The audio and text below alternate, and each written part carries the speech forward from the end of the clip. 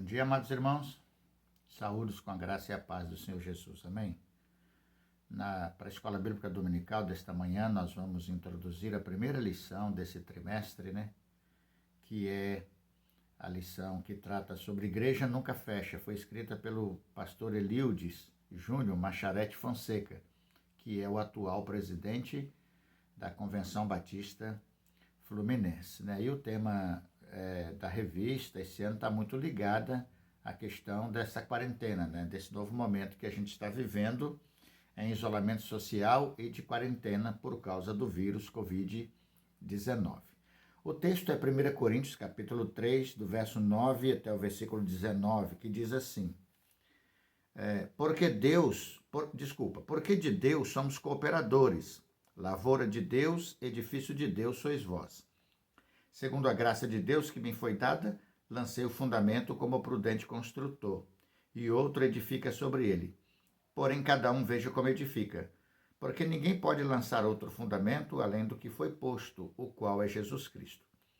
Contudo, se o que alguém edifica sobre o fundamento é ouro, prata, pedras preciosas, madeiro, feno, palha, manifesta se tornará a obra de cada um, pois o dia a demonstrará, porque está sendo revelada pelo fogo, e qual seja a obra de cada um, o próprio fogo o provará. Se permanecer a obra de alguém que sobre o fundamento edificou, esse receberá galardão.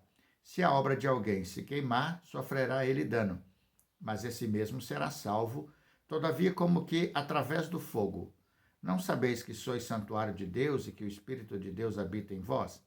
Se alguém destruir o santuário de Deus, Deus o destruirá, porque o santuário de Deus, que sois vós, é sagrado. Ninguém se engane a si mesmo. Se alguém dentre vós se tem por sábio nesse século, faça-se estulto para se tornar sábio. Porque a sabedoria deste mundo é loucura diante de Deus, porquanto está escrito: ele apanha os sábios na própria astúcia deles. Deus abençoe, amados, esta leitura base, da lição desta manhã. Igreja Nunca Fecha é o título da nossa lição, isso porque nesse período de pandemia, nós estamos vivendo aí, muita gente vive um dilema. As igrejas, os templos, melhor dizendo, os templos tiveram que ser fechados, uns fecharam por consciência própria, de livre decisão em função do risco que o vírus representava para todos, até porque muita gente compõe a faixa de risco da igreja, e outros fecharam por ordem municipal, de decreto estadual ou de decreto municipal. E nesse tempo criou-se uma celeuma no coração de muita gente, porque isso era uma coisa que não devia ter acontecido, e etc, e coisa e tal. Todavia, o templo fechado nesse período, não só por uma questão de consciência da liderança, bem como por decretos municipais, estaduais ou até federal, é para que se controle o vírus e o menor número de pessoas pudesse correr o risco de contrair o vírus e vir a falecer. Nós temos hoje uma média de 60 mil pessoas mortas no Brasil, o que é lamentável, tudo isso, em função do vírus. Pois bem, hoje o que nós temos? Hoje nós temos os templos fechados, nós temos cultos online, atividades suspensas, muita gente não pôde trabalhar, e comércios, empresas, e muitas empresas fechadas nesse período. Agendas foram alteradas, enfim, a dinâmica das igrejas foi imperiosamente mudada, na palavra do nosso autor. Porém, a igreja de Jesus nunca fechou, porque a igreja somos nós. Patrimônios vazios e rotinas remodeladas, mas a igreja continua a mesma, ativa e influente no mundo. Então, os templos de fato estão fechados, Na sua grande maioria, os templos estão fechados. Mas igreja não é templo, igrejas são pessoas. E esta igreja, ela está funcionando muito bem. A igreja não fechou, a igreja não fecha. Ela está, através dos seus cultos online, os pastores e as lideranças, dando toda a assistência espiritual às pessoas, e também às pessoas, cada um em suas casas, nos seus cultos domésticos, orações familiares, devocionais, estão ativos no desenvolvimento da sua fé e também no testemunho de Jesus Cristo como nosso Senhor e Salvador. Nós não temos igrejas fechadas, porque igrejas são pessoas e elas estão ativas, servindo e adorando o Senhor. Nós temos, por necessidade nesse tempo, e que seja por um curto período de tempo, templos fechados para evitar o contágio e também evitar que algumas pessoas que venham a contrair o vírus tenham a fatalidade de vir a morrer em função dele, como tem acontecido já há muito tempo nesses dias. É questão de tempo. Em breve, tudo voltará à normalidade e estaremos juntos sem restrições. Que Deus nos ajude e nos abençoe nesse projeto, viu, irmãos? Que esse é o ideal mesmo, certo? O nosso autor diz, por isso nunca é demais afirmar que a Igreja de Jesus nunca fecha. As portas do inferno não prevalecem contra a Igreja. Mateus 16, 18. Muito menos um vírus. Nada detém a marcha do povo de Deus, mesmo em quarentena. Mesmo em quarentena, a igreja está ativa, a maioria da igreja e os pastores estão pregando online, né? Tivemos que aprender a lidar com a tecnologia. Esse vídeo é um exemplo disso, né? Esse sermão a gente faria, esse estudo a gente faria normalmente no nosso culto presencial, mas como ele não está acontecendo, estou aqui produzindo vídeos daquilo que seria o estudo, daquilo que seria o sermão e os nossos cultos online como se fossem cultos presenciais. Então as portas do inferno não vão prevalecer contra a igreja e muito menos um vírus, né? O apóstolo Paulo, na sua primeira carta, a igreja de Deus em Corinto, né, dedicou-se a tratar as causas da divisão na igreja, enfatizando que o santuário de Deus são as pessoas e não os prédios, né? E aí, o capítulo 3, versos 16 e 17, que foi lido aqui, né, no texto base, né, que diz assim, não sabeis que sois santuários de Deus e que o Espírito de Deus habita em vós? Se alguém destruir o santuário de Deus, Deus o destruirá, porque o santuário de Deus, que sois vós, é sagrado. Então, o templo que Deus habita é a igreja formada por pessoas, não por tijolos, pedras, né, madeira e etc. E a igreja de Corinto estava dividida por vários problemas, né?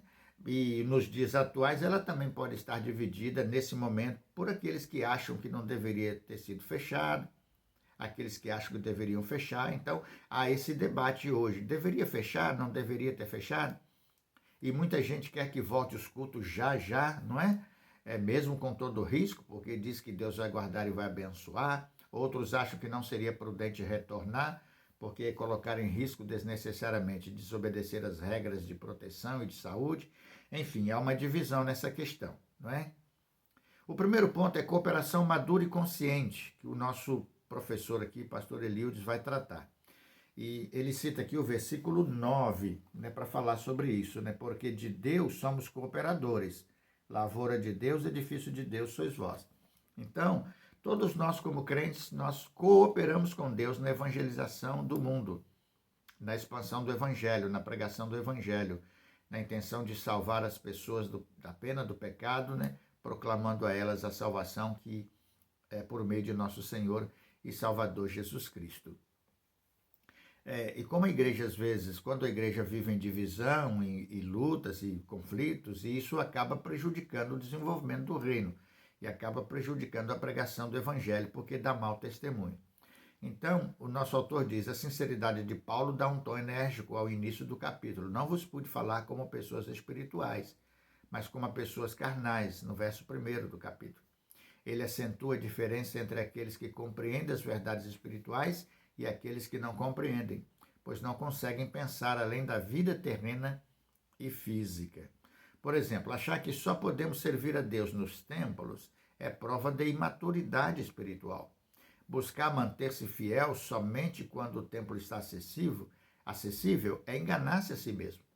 Então, aquelas pessoas que acham que se o templo não estiver aberto para as pessoas estarem cultuando a Deus, estas pessoas que pensam que são prejudicadas porque o templo não está aberto, revelam que eles têm imaturidade espiritual e pouco conhecimento bíblico correto do que é ser igreja, né? Do que é ser igreja. E esse tipo de atitude pode causar constrangimento, perseguição, né, zombaria, mal-estar no relacionamento dos crentes uns com os outros, não é? Então, é imaturo o crente que diz que sem o templo aberto não se adora a Deus. É errado dizer isso, né? Está muito errado em dizer isso. E essa pessoa precisa ter um conhecimento melhor das Escrituras, que vai descobrir, por exemplo, à luz da história da igreja, que houve um tempo que não havia templo no Novo Testamento, não é? Então, às vezes, sem querer, a pessoa age na carnalidade, age até com maldade, né? E é preciso tomar cuidado com essas coisas para não causar tristeza no coração dos irmãos e nem criar inimizade por causa disto. Paulo os exortou à maturidade pela consciência de que somos tão somente cooperadores de Deus. Ele usa duas imagens, lavoura e edifício. Nosso papel é cooperar com Deus na pregação do Evangelho e não atrapalhar em nada, absolutamente nada, a pregação do Evangelho do Reino de Nosso Senhor e Salvador Jesus. Quando ele fala sobre lavoura, a ideia de estabelecer a comparação entre igreja e uma lavoura é riquíssima, diz o nosso professor. Lavoura nos remete à plantação, cultivo e colheita, né? Nós somos lavoura de Deus. Ele, como legítimo dono e provedor, se utiliza dos seus cooperadores, né? Paulo, Apolo e tantos outros, na plantação. A plantação é o evangelho que é proclamado e anunciado, né? Há plantadores e cultivadores, mas só há colheita porque Deus dá o crescimento. O crescimento é uma garantia que só Deus pode dar. É por isso que podemos fazer a nossa parte e descansar nele. Nossa esperança está no Senhor. Nesse tempo de pandemia, nós não estamos reunidos no templo, mas o evangelho não deixou de ser pregado. E interessante, irmãos, que nesse tempo ele passou a ter um alcance muito maior do que antes. Porque antes a gente dependia de que as pessoas fossem até o templo. Agora não. A gente vai até a casa das pessoas via redes sociais. A pessoa acessa o computador, acessa o seu celular pela internet e eles vão. E eles têm acesso aqui a todos os sermões e cultos, né? E louvores, tudo. Então o alcance acabou sendo até maior do que antes. Então Deus usa esse instrumento e usa nós como cooperadores, né?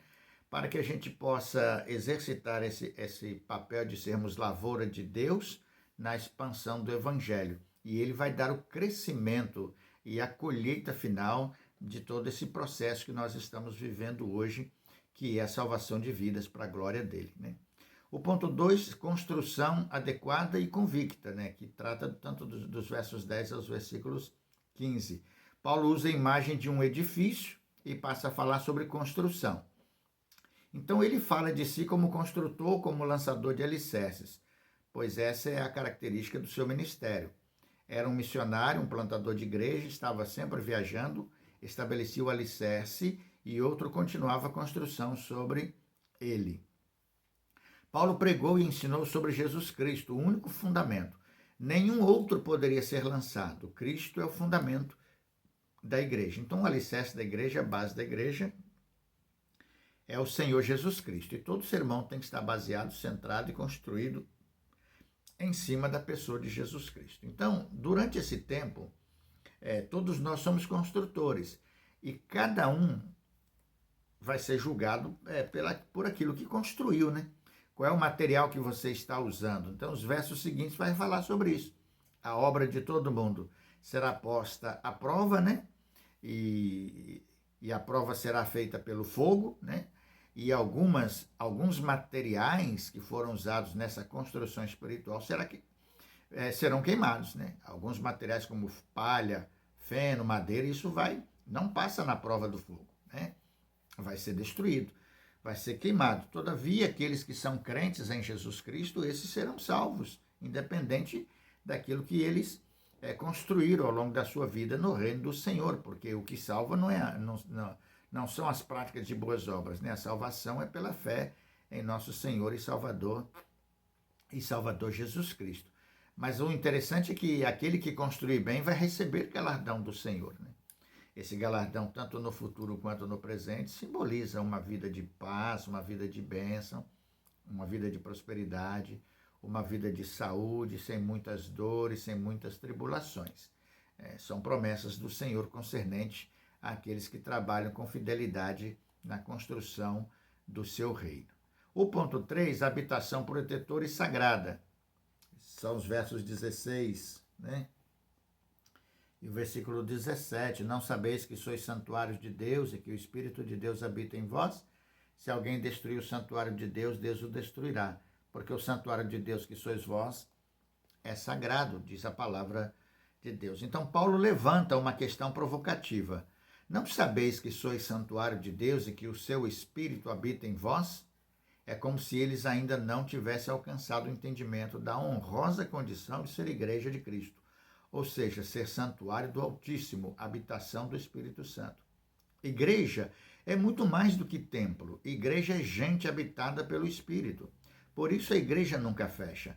Prédios construídos e dedicados para adoração a Deus, por mais lindos e suntuosos que sejam, podem ser fechados e até mesmo destruídos. A igreja, jamais. A proteção da igreja é o Senhor. Ele é o guarda de Israel. Salmo 121. A presença do fiel protetor faz do santuário algo sagrado. Versículo 17, né? O que torna o santuário sagrado, e o santuário é o nosso corpo, né? Nós como igreja, corpo de Cristo, é a presença de Deus em nossa vida.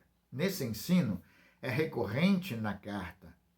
Esse ensino é recorrente na carta. Não sabeis que o vosso corpo é santuário do Espírito Santo que habita em vós, o qual tendes da parte de Deus e que não sois de vós mesmos? 1 Coríntios capítulo 6, versículo 10. Por que igreja nunca fecha? Porque igreja não é templo, irmãos. Temos por hábito chamar templo de igreja, né? Mas não é. Templo é templo, igreja é igreja. E a igreja somos nós. Mesmo quando se um dia fecharem os templos, e proibir a igreja de se reunir em templo, a igreja continuar viva e ativa, ela vai continuar aberta em cada casa, porque cada família, onde houverem 2 ou 3 reunidos em meu nome, entre eles eu estarei, disse Jesus. Igreja somos nós.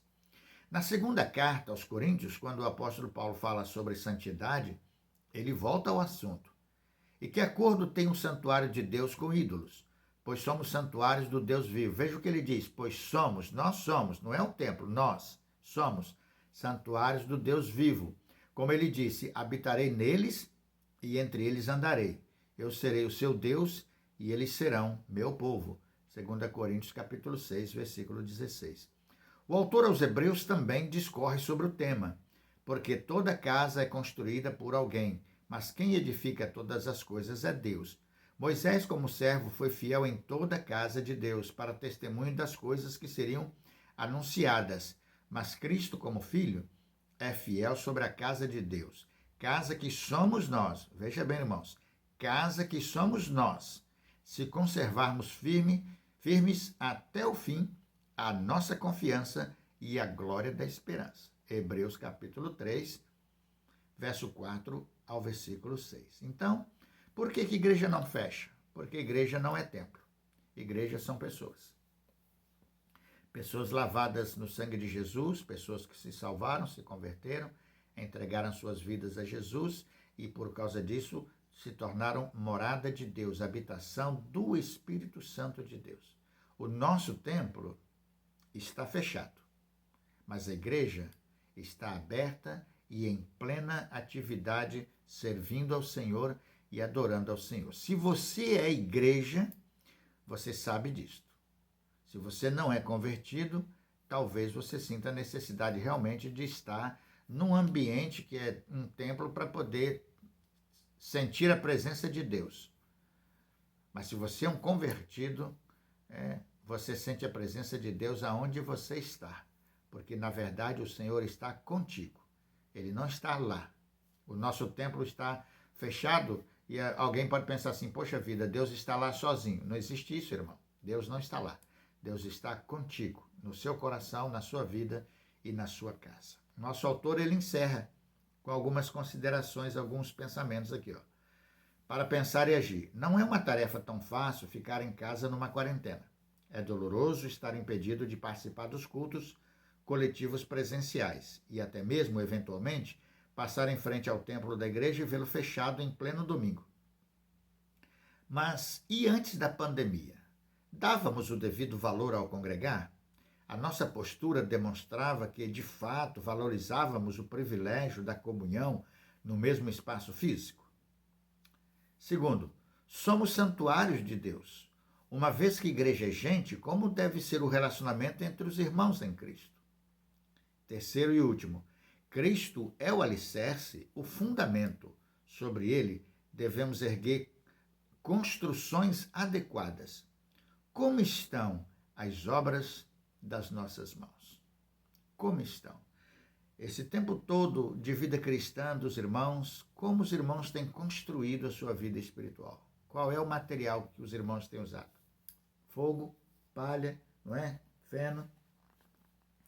Versículo 12 diz assim, versículo 10, segundo a graça de Deus que me foi dada, lancei o fundamento como prudente construtor, e outro edifica sobre ele. Porém, cada um veja como edifica, porque ninguém pode lançar outro fundamento além do que foi posto, o qual é Jesus Cristo. Contudo, se o que alguém edifica sobre o fundamento é ouro, prata, pedras preciosas, madeira, feno, palha, manifesta se tornará a obra de cada um, pois o dia a demonstrará, porque está sendo revelada pelo fogo. E qual seja a obra de cada um, o próprio fogo provará. Se permanecer a obra de alguém que sobre o fundamento edificou, esse receberá galardão. Se a obra de alguém se queimar, sofrerá ele dano, mas esse mesmo será salvo, todavia, como que através do fogo. Isto é, por pouco você não é reprovado, não é? Como você tem construído a sua vida espiritual? De maneira agradável a Deus, 100% agradável a Deus, ou meio assim? Pare e pense, irmãos, porque nós estamos aqui para construir no reino de Deus, com o melhor material que Deus nos concede. Que Deus abençoe sua vida. Em nome de Jesus. Amém.